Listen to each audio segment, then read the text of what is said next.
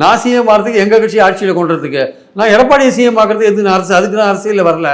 அதனால் என்னை விட்டுருங்க, நான் தனியாகவே பார்த்துக்கிறேன். இந்த எலெக்ஷன் இல்லாட்டி அடுத்த எலெக்ஷன் பார்த்துப்பேன், அடுத்த எலெக்ஷன் இல்லாட்டி அடுத்த எலெக்ஷன் பார்த்துப்பேன். எனக்கு 26, 31, 36 வரையும் இன்னும் 3 எலெக்ஷன் நான் பார்க்க முடியும், என்னால் ட்ரை பண்ண முடியும். இந்த எலெக்ஷன் அதிமுக தோற்று பலவீனமாச்சுன்னா அந்த இடத்த நான் பிடிச்சிருவேன்னு அவர் சொல்கிறார். ஆனா ஆக்சுவல் பிளான் பார்த்தோம்னா பாஜக அதிமுகவை பின்தள்ளுறதுக்கான பலவீனப்படுத்துறதுக்காக தான் தாவேகா உள்ள இருக்கிறதுக்காக ட்ரை பண்ணியிருக்காங்க. தாவேகா மூலமா தன்னுடைய ஆளுமையை தமிழ்நாட்டுக்குள்ள கொண்டு வரணும்ன்ற அந்த நோக்கம். ஆமா, அதேதான். அந்த ஆட்சியில வந்து கூட்டணி ஆட்சின்னு அமைஞ்சதுன்னா அது பாஜக உள்ள போகும்ல.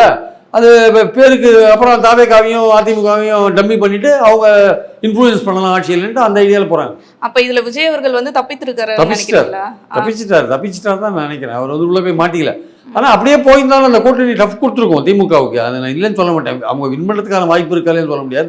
டஃப் கொடுத்துருக்கோம். ஆனால் திமுகவுக்கு அட்வான்டேஜாக போயிருக்கும். எப்படின்னா மைனாரிட்டி ஓட்டெல்லாம் திமுக பக்கம் போயிடும். அப்போ விஜய் யாரும் நம்ப மாட்டாங்க. அந்த ஓட்டு பிரியாது, நேராக திமுகவுக்கு போயிடும். அப்புறம் திமுக மேலே ஒரு 20-22% வாங்கினாலே 36-37% வாங்கி அவங்க வின் பண்ணிடுவாங்க.